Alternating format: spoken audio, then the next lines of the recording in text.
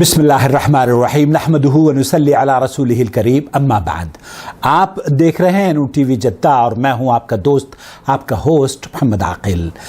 ہمارا پرانا چینل جس پہ 2 لاکھ سے زائد سبسکرائبر موجود تھے وہ یوٹیوب نے ڈیلیٹ کر دیا. ہم نے کام کا آغاز نئے چینل پر کیا ہے جس پہ میں اور آپ اس وقت مخاطب ہیں, لیکن یوٹیوب کی شکایت یہ ہے کہ ایک تو آپ کی شکایت ہے اور ایک یوٹیوب کی شکایت ہے. آپ کی شکایت یہ ہے کہ عاقل صاحب ہم نے آپ کو سوال بھیجا تھا, آپ نے ہمارے سوال کا جواب نہیں دیا.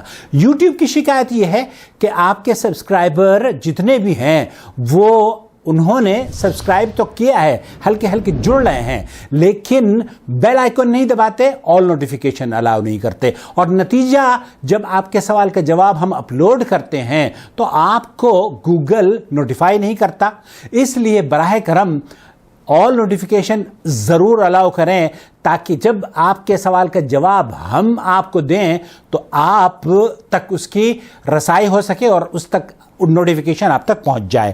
آج جو سوال آیا ہے وہ میں آپ کی خدمت میں, دراصل ہماری ایک بیٹی ہیں دہلی میں بسمہ, انہوں نے ایک پمفلیٹ ہے یا ایک سرکولیشن جو سوشل میڈیا پر ہوتی رہتی ہے, اس میں لکھا ہے کہ جائفل اور جوز طیب وائی اٹ از حرام. تو یہاں کچھ چیزیں ہیں جو کہ ہمارے ہاں ہندوستان پاکستان میں خاص طور پر مسالوں میں استعمال ہوتی ہے, کھانوں میں استعمال ہوتی ہے, اور اس پر بہت سے علماء نے حرام ہونے کا فتویٰ دیا ہے. اور اسی میں سے خشخاش کو بھی کہا جاتا ہے کہ یہ خشخاش بھی حرام ہیں, اور جائفل ہے وغیرہ وغیرہ. اس سلسلے میں میں آج گفتگو کر رہا تھا فضیلت شیخ رضا اللہ عبد الکریم مدنی حفظہ اللہ سے, تو انہوں نے کیا نصیحت کی ہے وہ میں آپ کی خدمت میں پیش کروں گا. لیکن اس سے پہلے جو سعودی عرب میں مقیم ہیں یا سعودی عرب میں لوگ آتے ہیں, خلیج ممالک میں خاص طور پر, یہاں پر خشخاش لانے پر پابندی ہے, اور اس کی وجہ ان کی نظر میں اس سے نشہ آور چیزیں بنائی جاتی ہیں اور اس سے نشہ ہوتا ہے. اس لیے براہ کرم جب سعودی عرب میں آپ آئیں تو خشخاش نہ لے کر آئیں. لیکن آیا ان اشیاء کی استعمال کرنے میں حرمت ہے, حلال ہے, جائز ہے یا نہیں, میں آپ کو لے کر چلتا ہوں. دہلی میری گفتگو آج ہی ہوئی ہے, سماعت فرمائیے. تو ایک تو یہ مجھے یہ بتائیے کہ شیخ رضا عبد الکریم مدنی کا مسئلہ تو حل ہو گیا, جائفل اور جویتری اور یہ جو خش بولتے ہیں یا خشخش بولتے ہیں ہمارے یہاں, خشخاش, اس کا استعمال سعودی عرب میں اس پر وہ ڈرگ کے طور پر جانی جاتی ہے, کیا وہ جائز ہے, اس کو کھا سکتے ہیں؟ جائز ہے. اس کا زیادہ استعمال نقصان دیتا ہے, وہ بہت زیادہ گرم ہوتا ہے. جائفل کے بارے میں کریں, جاوتری اس سے کم گرم ہے, اور خشخاش بہت مفید ہے, اعضائے رئیسہ کے لیے بہت مقوی ہے وہ, اور اس میں کوئی نشے کی چیز نہیں ہوتی خشخاش میں.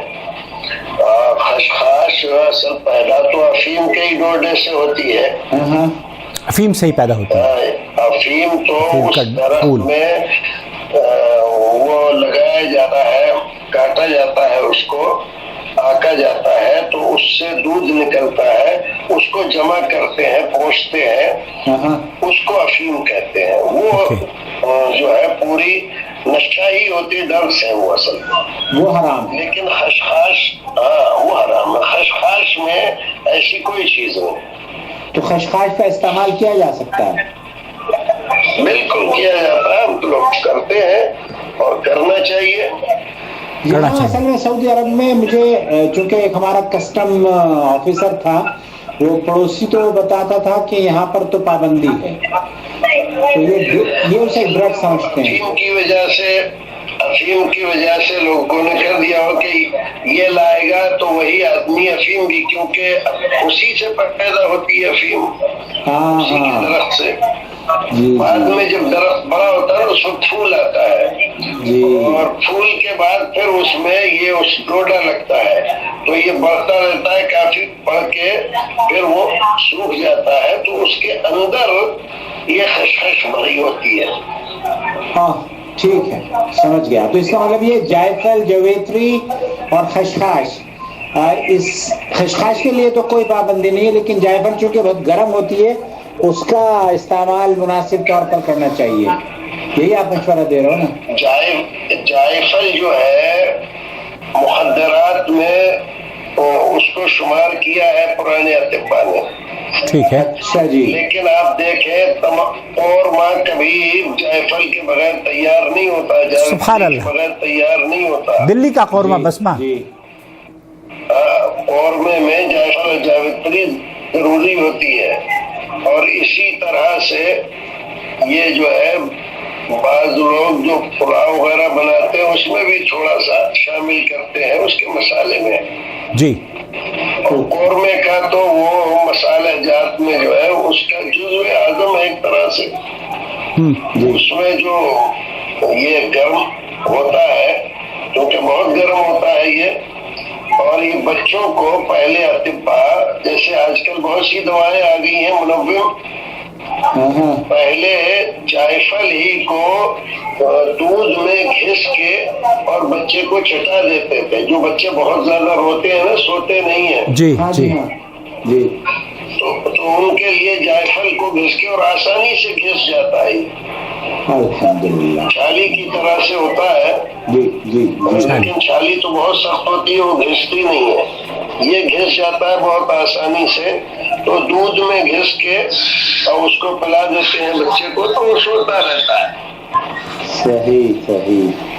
اللہ جزاک خیر, اللہ تعالیٰ. اور ہمارے بچپن میں ہم دیکھتے تھے کہ مائیں, یہاں تک ہماری اماں بھی کرتی تھی. بچے جب بہت روتے تھے اور کام نہیں کرنے دیتے, اس زمانے میں عورتیں بہت کام کرتی تھی. تو آٹا پیسنے سے لے کر اور یہ جھاڑو واڑو کے ساتھ مسالہ وسالہ سب پیسنا ہی رہتا تھا, بہت کام رہتا تھا. تو بچے جی گھر میں کوئی اور عورت نہیں رہتی ہے تو اس عورت کو سب کرنا بڑا مشکل ہوتا ہے. تھوڑی سی افیم اس کو چٹا دیتی. صحیح صحیح صحیح. تو پھر وہ اس میں پڑا رہتا ہے, لیکن وہ ہلکی ہی ہوتی ہے, ہلکا ہی دیتے ہیں نشا, اور پھر اس کے بعد جب تھوڑا سا جیسے بڑا ہوتا ہے پھر چھوڑ دیتے ہیں. صحیح صحیح. گاؤں میں اکثر میں نے بھی مشاہدہ کیا ہے, بیٹی والوں نے بھی بہت ساری دوائیں بنا رکھی ہیں اس طرح کی بچوں کو پلانے کی. صحیح بات ہے.